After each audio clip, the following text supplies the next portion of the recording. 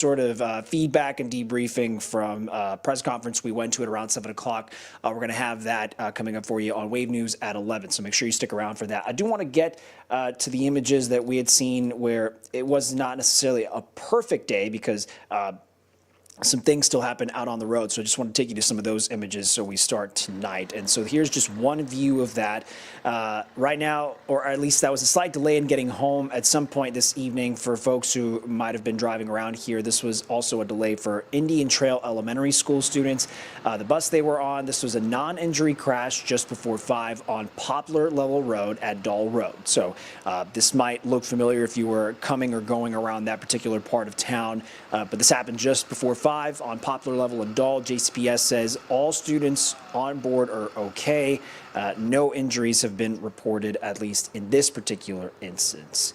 And let's move on to some more video for you all. Again, not necessarily the most perfect start, and this is just what we were able to find out because on the first day of classes, before they had even started just yet, already some scared 911 calls started coming in because there was an apparent shooting near a school bus stop. In this case, police tell us that the 911 calls were starting to come in at right around after 8 this morning because someone was firing a gun on West Chestnut Street. LMPD later actually shared some photos. They're saying they're looking for a man, and I'll see if I can play that. There might be some video I had for you all there otherwise. If not, we'll just keep looping there. But in essence, we'll point you to the website, wave3.com. You could look at those videos for your photos for yourself. But again, officers are looking for a man who they have a picture of who said fired off several rounds on 10th Street north of Reed Alley that faces West Chestnut next to the YMCA. It's a block away from Central High School. LMPD putting out a statement in the afternoon saying this behavior is unacceptable, though, any time of day. This person has no regard for our kids' safety, firing shots near several young students. Thankfully, nobody was hurt, but this emotional toll is real. This is not what our kids and their families should have to endure. A milestone day like this should not be overshadowed by a coward with a gun. We won't stand for this kind of violence, and our communities should not.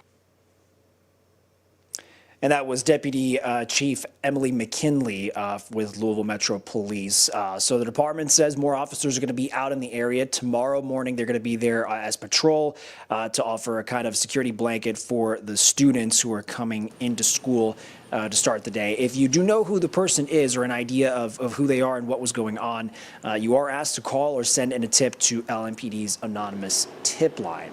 So one big story there to go about the day. Here we are now, transportation, a big concern for a lot of families. We hear those stories and questions from you coming in as we do our work every day. Some parents say their kids' buses showed up on time today, some even earlier than they might have anticipated. We're getting some images from No Middle School when students were being dismissed.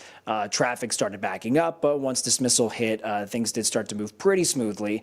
Many parents are reporting teen talk to out there. In fact, this was from our Fernando Garcia Francescini. He told us a lot of people were overall satisfied with transportation service response today. Some parents even said their kids' buses showed up before their scheduled pickup time. One dad who did not want to share his name, but he did say the bus was scheduled to pick up his kids at 8:52 and that he could see the bus making a pickup before their stop. But after that, the bus kept going, heading towards the school. This was his first time that his kids were going to ride the bus, and he ended up having to drive them to school. So, and for reference, just how big the demand is for questions and clarifications from the district, just for your reference, at around 11:30 this morning, the district told us its transportation hotline, so the 485 ride, had already gotten close to 900 calls just to the transportation hotline for those calls, questions, comments, and concerns. So it tells you just how valuable and needed a resource like that actually is. And not just the first day for a lot of students, could be fresh, young, bright minds starting their new respective schools. From elementary, middle, and high school. It's also the first day for the newly appointed JCPS Superintendent, Dr. Brian Yearwood. Here he is making the rounds at just one of a few schools. He says students are excited to get back to class, to see their friends, and they're ready to dig in and do a lot of learning.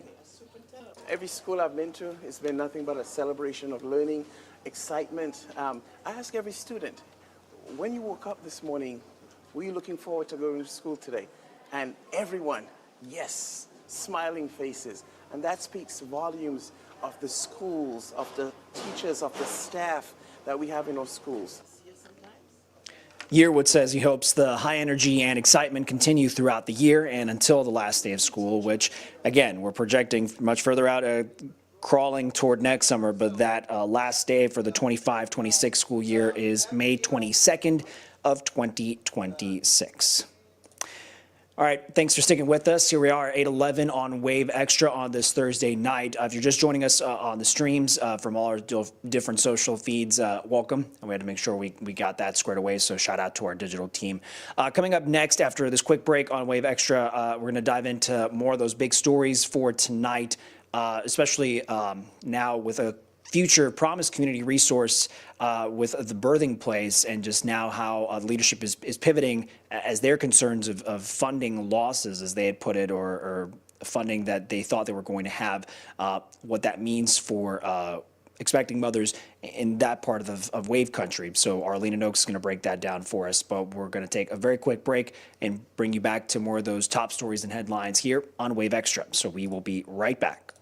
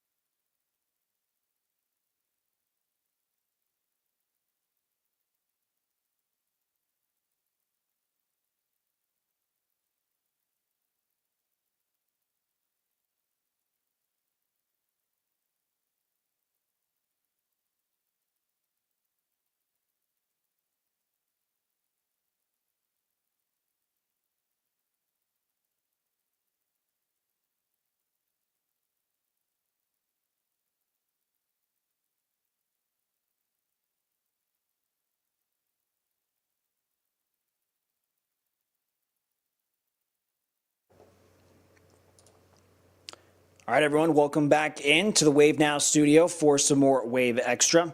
As I was letting you know before we went into break, just more of those top stories and headlines, part of our reporting team's work throughout this Thursday. So we had learned U of L Health revealing earlier this week that they are not going to open the birthing place, this project as it was first envisioned at Mary Ann Elizabeth Hospital. They are citing Medicaid cuts that would take effect in 2028. Some community members are grappling with the magnitude of what would happen next. Wave News reporter Alina Noakes says this is not the only reason, though, behind the hospital's decision. It's been more than 50 years since a baby was born in the south end of Louisville, and that was all set to change in just a few short weeks when the birthing Mary Ann Elizabeth Hospital was set to open, except they decided to not open their doors, and a lot of community leaders are wondering what happens next. I was kind of under the impression we gave you the money, you built it, we open it, and let's birth some babies. That's not reality, though. Instead, U of L Health has decided to shut the project down, citing Medicaid cuts expected to hit by 2028. Of births in Kentucky, 44% are financed through Medicaid. This is not a red or blue issue. This is a Kentucky issue. Sherilyn Stevenson, who's running for a seat in Congress, hosted a news conference condemning the cuts, alongside some city leaders and a nurse who was supposed to have a job in the new unit. I have been waiting my entire career for a unit on this side of the Ohio for patients to deliver their babies in an environment that felt like home, that was close to home. that had all the capabilities and safety of a hospital as well. Though the financial outlook is a primary driver behind the decision, a U of L health spokesperson tells us they face a persistent challenge with a nationwide obstetrician shortage, a medical liability environment in Kentucky making recruitment difficult, and birth rates trending down. Put simply, plans to add labor and delivery services became unviable. Still, the concern about access to what South End moms need isn't going away. They're already worried about their families, their existing children, and the baby that they're growing, and they thought that they had a safe, beautiful place in their own community to give birth. All of a sudden they don't, and they have another worry on their plate. And that was our Alina Noakes with that update. What she was saying at the very beginning of the report she had filed was just in that large gap of time that a baby had been born, at least specifically in a South Louisville hospital, and I should make sure that was going to be super crystal clear when you go check out her report on wave3.com. But needless to say, just the point that the community leaders were making was just having something much closer to home for these expecting mothers and just what that implies for their care.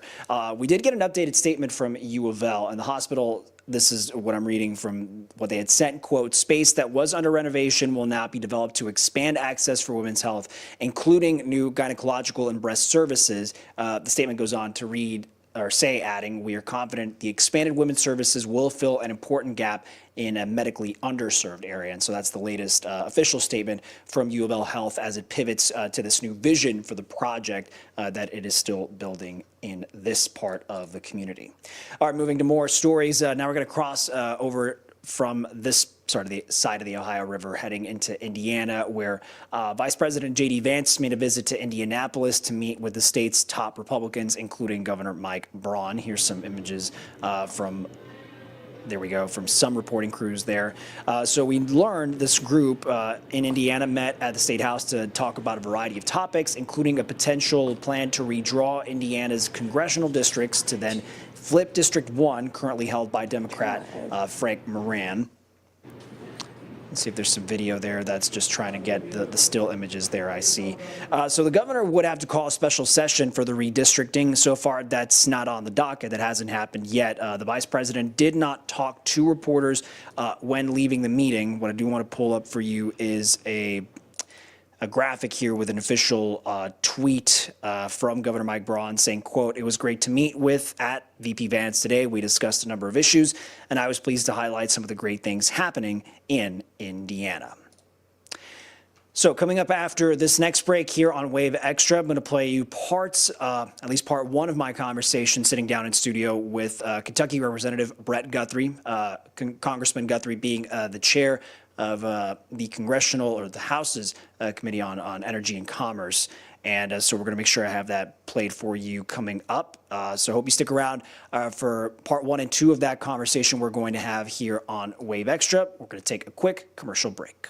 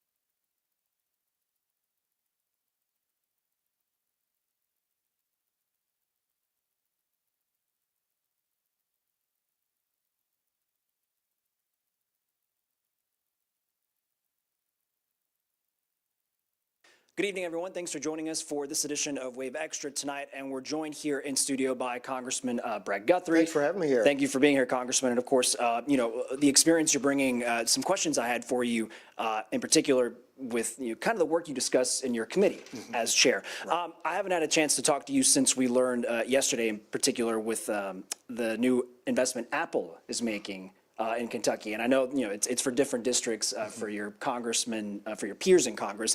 But to say, that big news about such investment, where do you see this fitting into a conversation about manufacturing investing? And obviously, Kentucky would want to benefit from some of that, but just as a larger economic playbook plan, where do you see that? Absolutely, and everything that President Trump does, and we focused on particularly in the bill that just passed this July, is tax cuts so that people, and tax investment, so they can write off investment, so we can have these kind of announcements. And the big thing that my committee focuses on, energy and commerce, I always say it takes energy to move commerce, is to make sure that we have the energy for the big data centers and AI. I know Apple plays in AI, Google, all the big ones.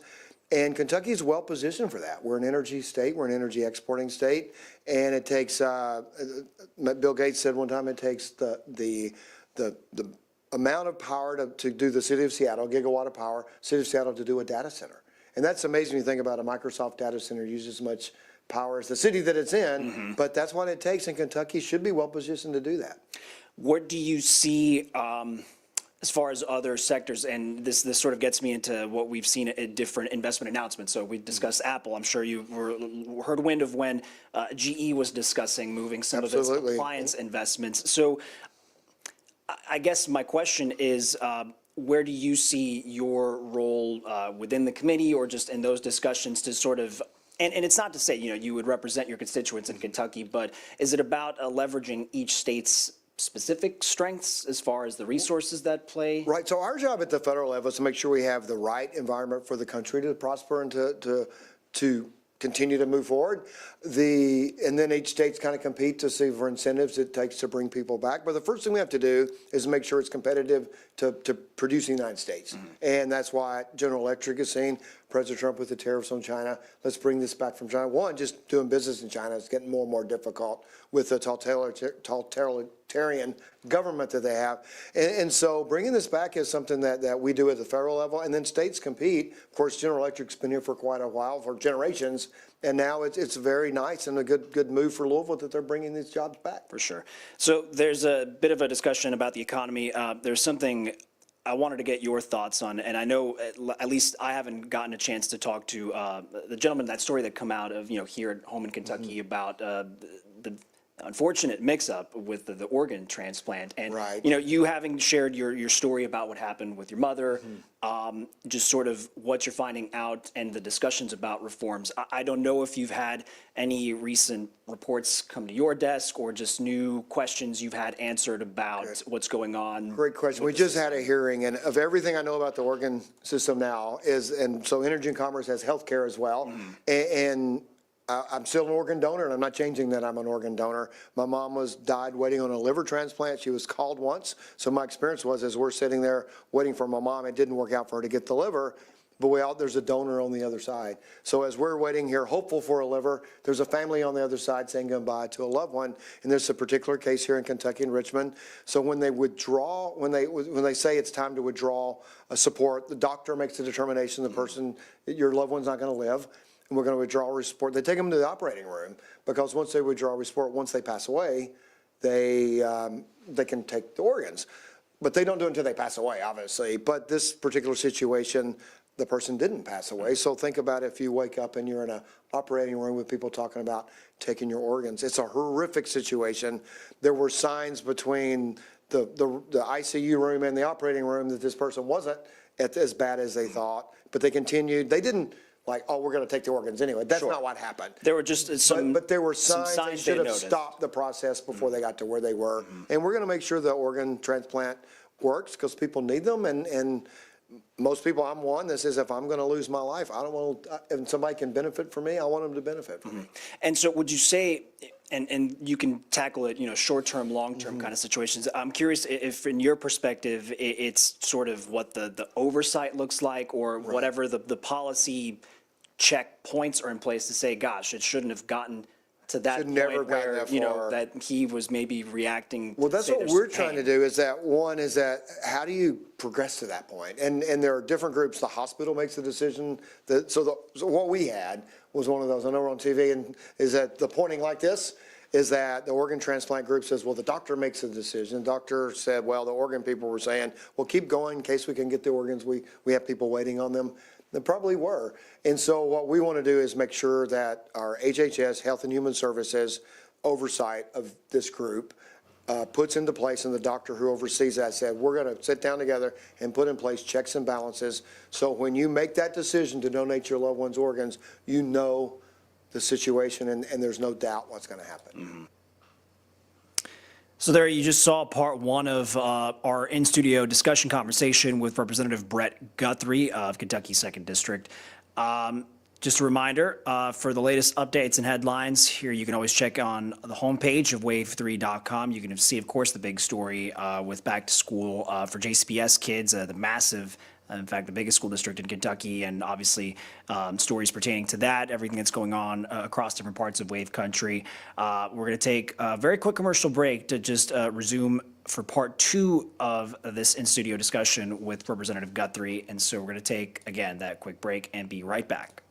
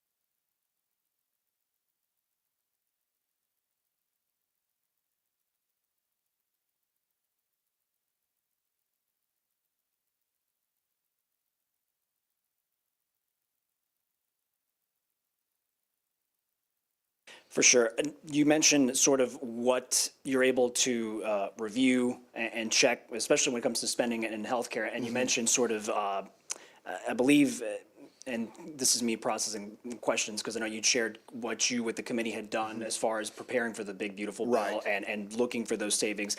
I just wanted your take. I'm sure these are calls that come into your office plenty about the push and pull of such a sensitive issue when it comes to healthcare funding. And you had Healthcare talked funding, about particularly Medicaid. Yes. So the president said Medicare is off the table. So if you're going to try to reform, we have $1 trillion budget deficit. Then look for opportunities in other ways. And Medicaid is a big, it was spent almost $700 billion as the federal government on Medicaid, projected to go over $1.1 trillion. So we would never discuss cutting Medicaid. What the discussion was, how do we slow the growth of Medicaid and not go over $1 trillion in the next 10 years? So Medicaid's still going up.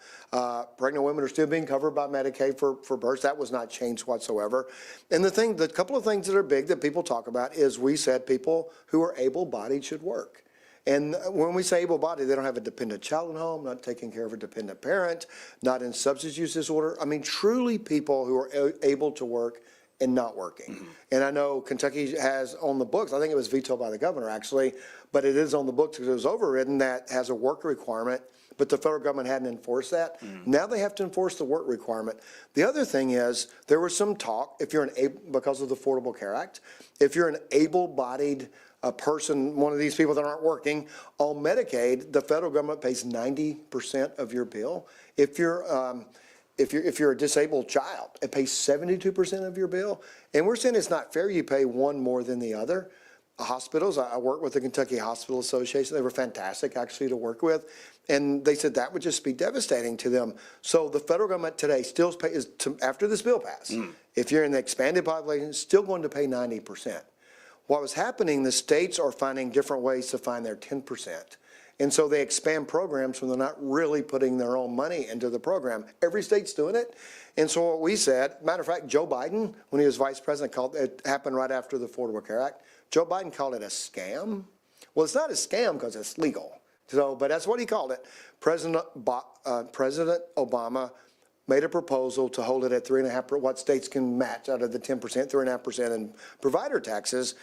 And so that's what we took. So it's President Obama's proposal to fix what Joe Biden called a scam that some people are running around the country today criticizing. And what the assumption is, because some hospitals are concerned, is that the state governments aren't going to put in their 10%. And so the federal government today and the federal government after this bill goes into effect is going to pay 90%.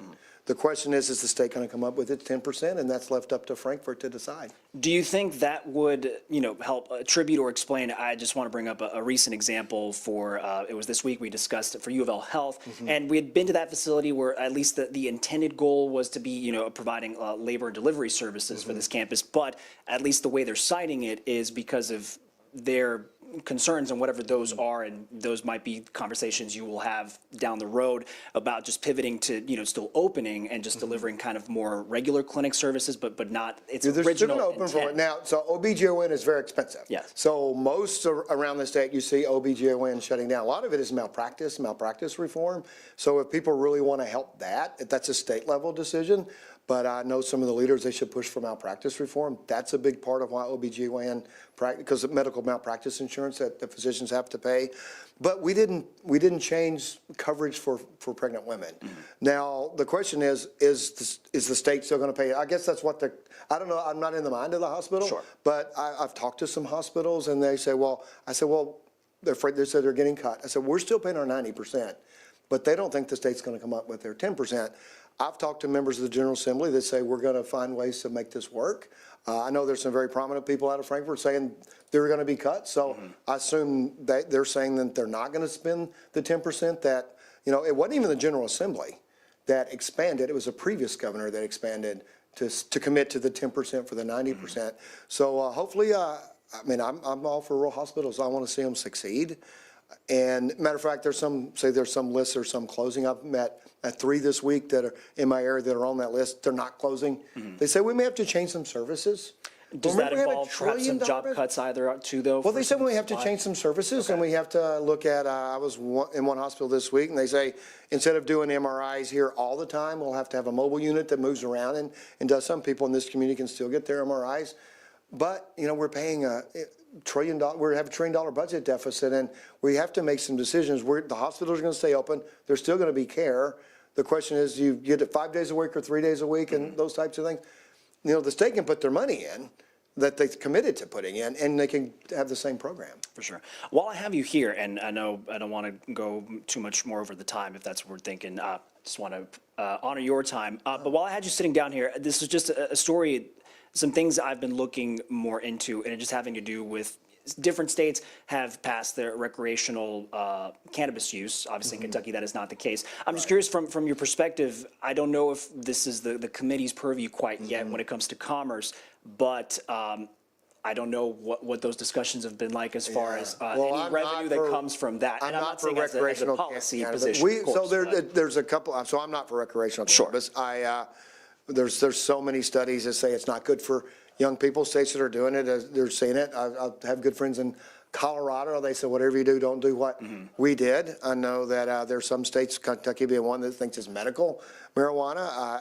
So the issue that the federal government should deal with, I strongly believe this, is that one, it's almost hard to do research. So we don't know if, some people will say it helps them. Is that something you have to wait for until, I don't know if we'll ever get to that day where it's federally legalized? Well, we have the FDA, and so I think what we should do, this is my position, I'm not a supporter of recreational or medical marijuana. We don't know. We can't do the research on it. So people say this helps. We have general assemblies across the state, across the country in our state who, kind of put them in place in the FDA saying, yeah, well, this is good for you, so you can do it, or if you want to do it, you can. I'm just say the jury's out on that. So you have Judiciary Committee, so I say the jury do it, but our committee does the scheduling. Okay. Here's the problem at the federal government level. Marijuana is above even opioids in the way it's scheduled. In the scheduling, yes. In the scheduling, so you can't really study it to know. And so this is my position of it, is we should lower the schedule so it can be studied like any drug. So if you're a drug manufacturer and you find that this truly does help seizures, and there's a real study that says that it helps seizures, that it goes through the FDA process, and your physician writes a prescription for it, and it goes through a pharmacy, then I think I'm okay with it. If, so, say, THC does do that, and you get a prescription, opioids are the same way. But what I don't believe is that you should just have, we wouldn't want, I don't think we would want, say somebody comes with a new painkiller, well, we don't want to go through the FDA, let's go through state general assemblies, not, I'm just saying ours, and we can create stores on the corner to sell them when nobody has really any idea if that's healthy or not. For sure.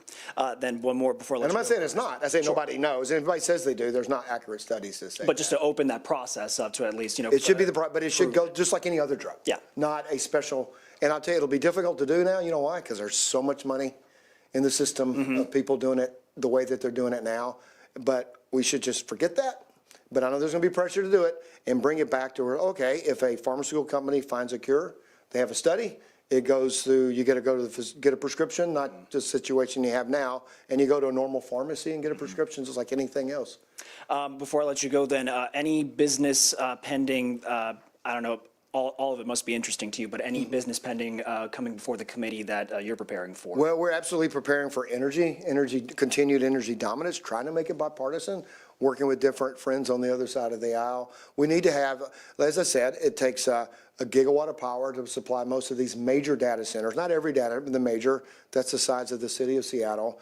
We have 152 gigawatts of power scheduled that we need over the next 10 years, 112 scheduled to come offline.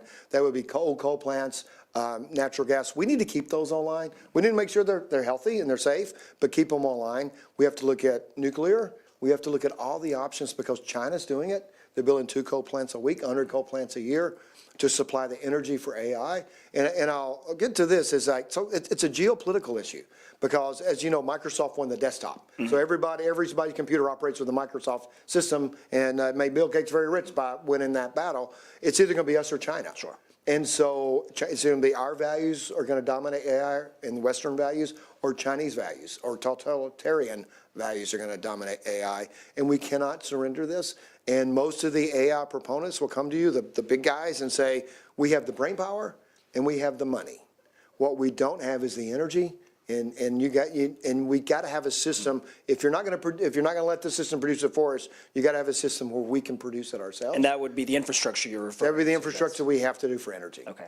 Congressman Brett Guthrie, thank you so much for spending some time here at the Wave Now desk. Do appreciate your time. Thank you for having me here. We're going to take a quick commercial break and be right back here on Wave Extra.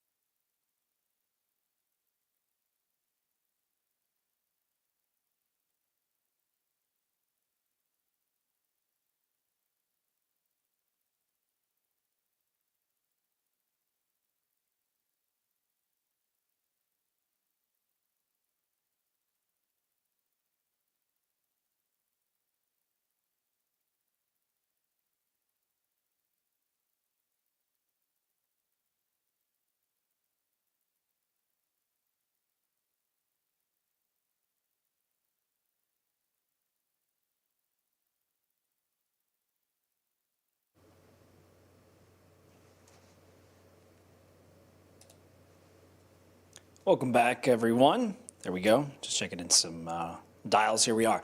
8:41. Appreciate you sticking with us on this show and stream in the Wave Now studio for Wave Extra. You just listened to my conversation earlier today with Congressman Brett Guthrie here in the Wave Now studio.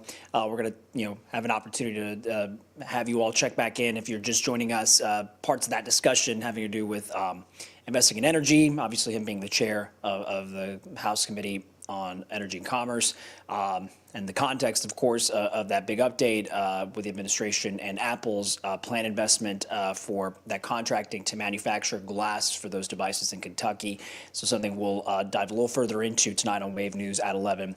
I'm going to round out tonight's edition with just some more updates here, things going on in our own backyard in Wave Country. And so here we're checking over what's going on at the Zonton Fire Department, because there are plans to launch an EMS service, but it is going to come at a cost to taxpayers. As we take a look here at our reporting and our video gathering from the team today. So right now the Fire Protection District is serviced by Bullitt County EMS, but there's been some recent population growth, and that's led to an uptick in more medical calls, response times growing along with that. So the fire chief says so far this year, the average EMS response time to calls for Zonton is 12 minutes, and he believes that the future Zonton EMS is going to get that response time number down to 5 minutes. For somebody that has been in this service for 30 years and has done CPR on friends and needing that ambulance, it's important. So if we can get the CPR to them first, get them the drugs they need and get them to the hospital for better care, that's higher survival rate, and that's our goal. So again, though, the new service is going to come at a cost. It's going to be a 10-cent tax for every $100 of assessed property value. And so, again, as a reference point, say there's a $250,000 home value, so that's going to be an extra $250 per year on top of the current 10-cent fire tax. So that is in the works. Next, Zonton Fire is telling us, though, they would need to get a loan or line of credit for $5.6 million. That would cover the cost of ambulances and payroll. And the department would then have to submit a certificate of need by October, so coming up just this fall. They do expect an answer back, though, to get moving on the process sometime in March. All right, bringing you back here to the main view of the studio, and a story that's garnered a lot of attention, again, on the other side of the Ohio River for folks in southern Indiana, in particular in Clarksville, and what we saw play out and was recorded on some phone cameras inside town council this week as a group supporting the Fraternal Order of Police. There was some pretty public clashing with some council members. Let's see if we can play that example for you right here. Boo! So we have the cowards of Clarksville Town Council leaving the meeting. So again, this is video of the meeting that was shared with Wave News by someone who was there in person, and within minutes, apparently, the council adjourned the meeting because of, quote, unruly behavior of the audience. And see if we can play another piece of reaction here from someone in the crowd. The meeting has been adjourned. We are reconvening upstairs for... You're all running away. There is no matter to consider before the board tonight. So FOP members and supporters say they're upset the town has not reached a new contract with the FOP, and they're wanting negotiations to speed up. The issue was not on the agenda for this week's meeting. The current contract expired at the end of 2024, though. In a statement to Wave News from the town of Clarksville, leaders saying the negotiations are stalled on just one or two items, and there's a new Indiana law that is lowering property tax rates for the next few years. So their case is Clarksville's financial future is uncertain in that regard. And to that end, coming back here in the studio, just want to let y'all know this is a quote from Town Manager Kevin Beatty for Town Manager in Clarksville, saying the town is bracing for the financial impact being imposed on us by SB 1 signed into law in May, which greatly reduces our revenues. So this is the town manager saying so. And Kevin Beatty going on to say it would impact their ability to meet the FOP's monetary requests for years to come while simply maintaining their current obligations. So whatever plays next in this particular story, the chapter that plays out next, if it's in an upcoming meeting, we'll check for the agenda on that and make sure to stay on top of that for you all tuning into this particular issue. And time for one more story before we wrap up tonight. A bit of an oddity, and maybe this is something you've heard talk about before, up in the U.S. Botanic Garden out along the Mid-Atlantic and the East Coast. And it is nearly 7 feet tall, brightly colored, and perhaps its most unique and signature characteristic is it smells like rotting flesh.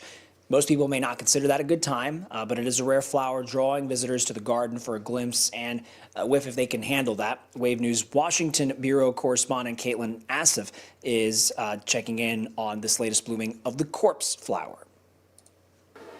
Be thankful you can't smell through your TV screen. This massive bloom first opened Tuesday night and will only be around for a few days before it closes back up again. But while it's here, the Amorphophallus titanum is the star of the show. It was majestic, magnificent, it's glorious. For thousands of visitors, it's worth braving the long line winding into the United States Botanic Garden for a chance at a glimpse and a sniff of this. We are standing in front of a corpse flower, Amorphophallus titanum. This is the largest unbranched inflorescence in the world. The towering plant is already a rare sight.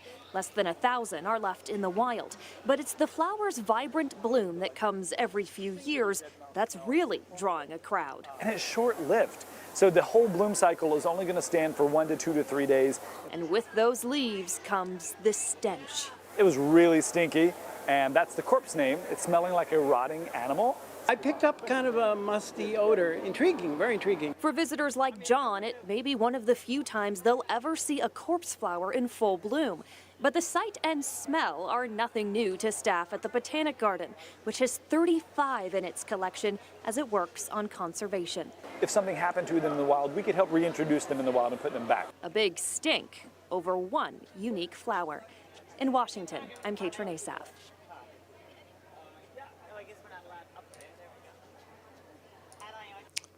All right, everyone, thanks for bearing with me as I was trying to play with some bit of a page here because I want to make sure to remind you all about all the updates. You can find them, of course, on wave3.com. And so here we are back to school. It's the big story of the day, and you can get sort of our summary. And by the way, thank you for all you folks who had shared and submitted photos of your kids looking their best and brightest for this first day of classes, no matter their grades. Always really fun to see you all sharing those family moments. Of course, the big stories from all our reporting team discussing the impacted plans for the birthing place in South Louisville. The latest commentary from Senator Mitch McConnell in a visit, and then discussing his career. In fact, this came in too as we were preparing for the show tonight as 7 arrests for major wire thefts. It's a story our Logan Perone, I believe, recently had checked in on, or at least, our reporting team at night looking into the new laws, regulations, trying to tamp down on that particular kind of crime for thieves stealing copper. So all that is we're working on it day in, day out to get you the latest information about things that are impacting you here in our community, in our own backyard. A reminder about the different ways to connect. If you're joining us on the Wave Now app on your smart TV, appreciate you doing so. We've been connecting, of course, with all of our audience on Facebook, X, Twitch, YouTube. All great ways to stay connected with us. And hope you all tune in tonight for Wave News at 11. We have the team with their updates on reportings. Our Logan Perone kind of digging into a sort of troubleshooter's story and some questions about a business that just has taken so long to follow through on a project that was already paid for with the check. So that's he's working on that. Julia Richardson, of course, working on her stories for tonight. Chief Meteorologist Kevin Harned letting us know, okay, first day of the school semester for JCPS done. How do we round out heading into this part of the back half of the week? Looking forward to the weekend. All these different things we're going to discuss tonight at 11, so hope you join us then. Until then, we will see you all, well, we'll make sure for Wave Extra, if someone can take care of that either for tomorrow night. If not, we'll make sure we'll get information to you pushed out to your smartphones as we usually do, thanks to our digital team. I will not be here to check in with you all, at least for Friday night and heading into the early start of the week, just going on a little break. But make sure you stay with us, and I will be back to make sure we continue to stay hard at work. So appreciate everyone. Take care. Have a good night. We will see you soon.